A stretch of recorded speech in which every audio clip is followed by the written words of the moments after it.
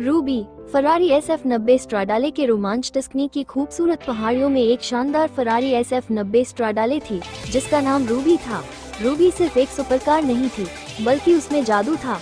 वो न केवल इंजीनियरिंग का अद्भुत नमूना थी बल्कि उसमें शरारती स्वभाव और रोमांच के लिए एक खास जुनून भी था।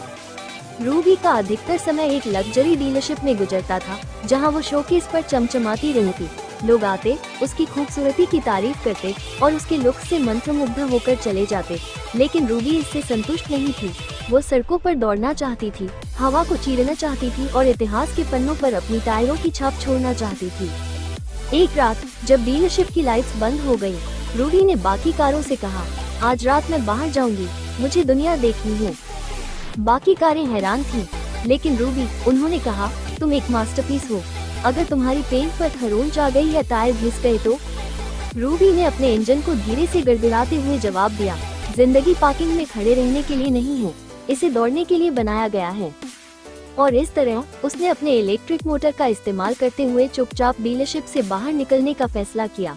बाहर निकलते ही उसने अपने ट्विन टर्बो V8 इंजन को दहाड़ते हुए चालू किया और खाली सड़कों पर दौड़ पड़ी। उसकी पहली मंजिल थी अमल्फी कोस्ट। वहाँ वो खड़ी पहाड़ी सड़कों पर दौड़ी। उसकी चमचमाती लाल बॉडी सूरज की रोशनी में और भी जगमगा रही थी। मछुआरों ने उसे लाल बिजली का नाम दिया।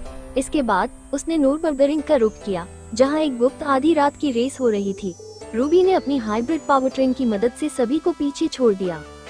लेकिन रूबी सिर्फ स्पीड से प्यार नहीं करती थी, उसे दोस्त बनाना भी पसंद था। स्विस आल्प्स में उसने वोल्ट नाम की एक इलेक्ट्रिक कार से दोस्ती की। वोल्ट ने उसे शांत ड्राइविंग का महत्व सिखाया। दोनों ने पहाड़ी सड़कों पर घूमते हुए बर्फ से ढके पेड़ों और शांत वातावरण का आनंद लिया। एक दिन मोनाको में रूबी ने देखा कि एक डिलीवरी ट्रक सड़क के बीच में फंसा हुआ है, जिससे ट्रैफिक रुक गई थी। उसने अपनी एडवांस तकनीक का इस्तेमाल किया और ट्रक को सही दिशा में लाकर ट्रैफिक को सुचारू रूप से चलने में मदद की। आसपास के लोग तालियां बजाने लगे। जैसे जैसे दिन बीतते गए, रूबी की कहानियां पूरी दुनिया में फैलने लगी। लोग उसे एक जादुई कार के रूप में जानने लगे। लेकिन अंत में रूबी को पता था कि उसे घर लौटना होगा। इसलिए एक दिन वो डीलरशिप में चुपचाप अपनी जगह पर आकर खड़ी हो गई। उसकी टायर थोड़ी घिस चुके थे, लेकिन उसका दिल रोमांच से भर चुका था। अगले दिन एक युवा कार प्रेमी शोरूम में आया।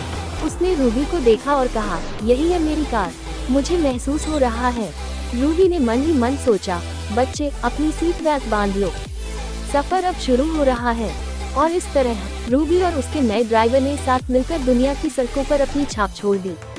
आखिरकार जिंदगी का असली मजा पूरी रफ्तार से जीने में है।